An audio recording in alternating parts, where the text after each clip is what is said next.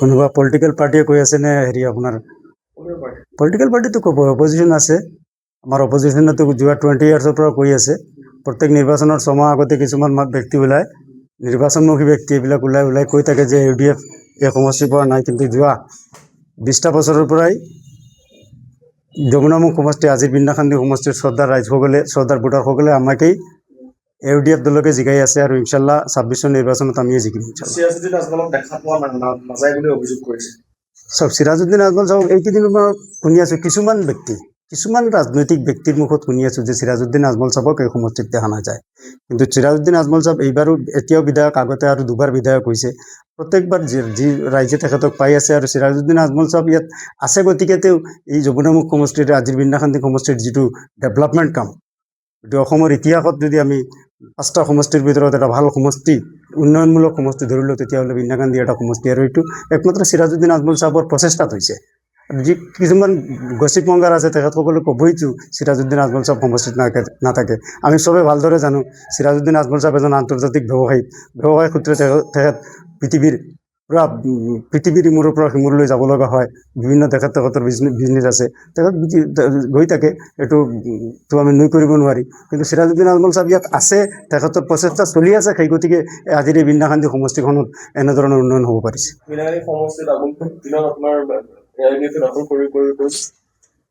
ইনশাল্লাহ UDF দখল কৰিব আমি ৰাইজৰ মাজত আশাৰ যিটো ৰেংগনি দেখিছোঁ ৰাইজে যিদৰে আমাক ছাপোৰ্ট কৰি আহিছে ইনশাল্লাহ যোৱাবাৰতকৈ ভাল বেছি ভোটত ইনশাল্লাহ UDF এইবাৰ জিকিব বিন্দাখান্দি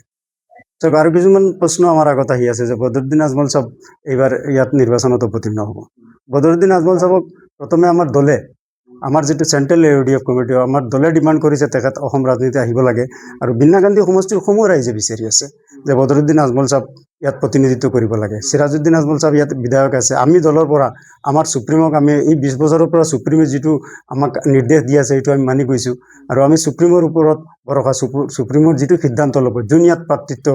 তেখেতে নিজে হ'লেতো আমি ভাল পাম আৰু যাক প্ৰক্ষেপ কৰিব তেখেতসকলক আমি মানি লওঁ আমাৰ ৰাইজেও মানি ল'ব সিৰাজুদ্দিন আজমল বিধায়ক আছিলে বিন্দাখান্দি সমষ্টি কিন্তু সিৰাজুদ্দিন আজমলে নেখেলা কাৰণটো কি বা এনেকৈ ওলাইছিলে বদৰুদ্দিন আজমলে এবাৰ ভূমিকা ল'ব চাওক এইটো স্বাস্থ্যজনিত কাৰণত তেখেতে কৈছে দুই এবাৰ যে আমি নেখেলোঁ বুলি এইটোতো সিদ্ধান্ত হোৱা নাই এতিয়াও এইটো মৌলানা বদৰুদ্দিন আজমল চাহাবৰ ওপৰত নিৰ্ভৰ কৰিব আমাৰ চেণ্ট্ৰেল কমিটিৰ ওপৰত নিৰ্ভৰ কৰিব চেণ্ট্ৰেল কমিটি বা মৌলানা বদৰুদ্দিন আজমল চাহাবৰ নেতৃত্বই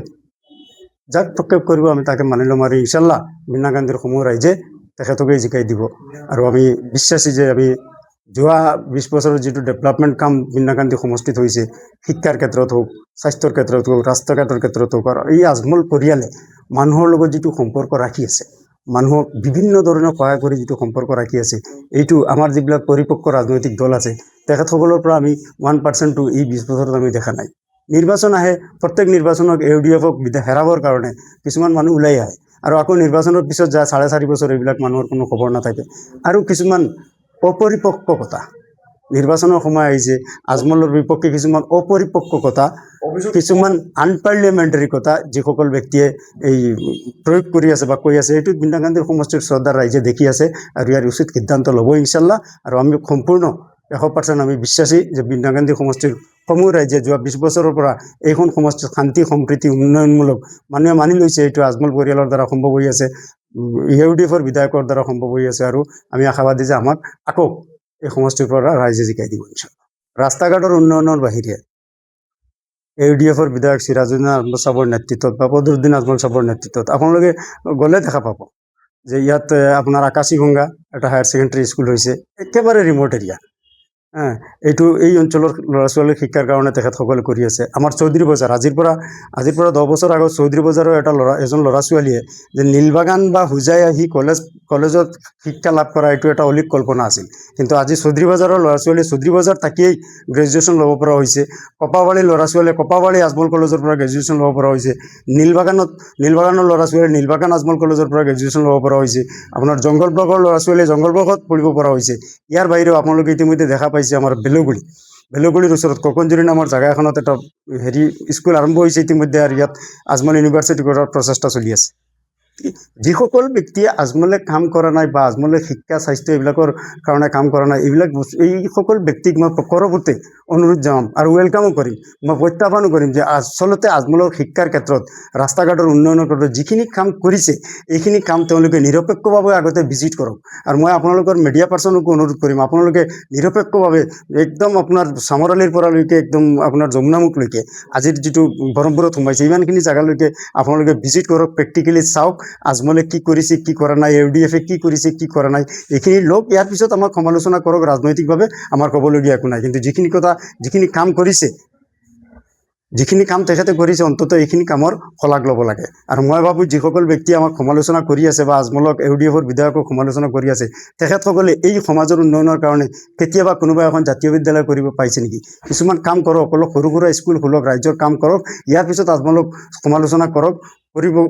কঠোৰ সমালোচনা কৰক, তাত আমাৰ ক'বলগীয়া একো নাই। মানে বিনাকালী সমষ্টিত আপোনাৰ AIDF বিচাৰিছে। ইউডিএফৰ ৰাইজে বিচাৰি আছে, এইটো ৰাইজে 20 বছৰৰ পৰা ৰাইজে দেখিছে ইউডিএফ শান্তি সম্প্ৰতি হিন্দু মুছলিমৰ মাজত যিটো ঐতিহাসিক ভাতৃত্বভাৱ এইটো একমাত্ৰ ইউডিএফে অটুট ৰাখিব পাৰিছে। কোনো ধৰণৰ কেৱাছ নথকাকৈ এই 20 বছৰ চলি আছে আৰু উন্নয়ন ভাল উন্নয়ন হৈছে। আপোনালোকে দেখা পাব এই আপোনাৰ হোজাই সমষ্টিৰ যিটো এৰিয়া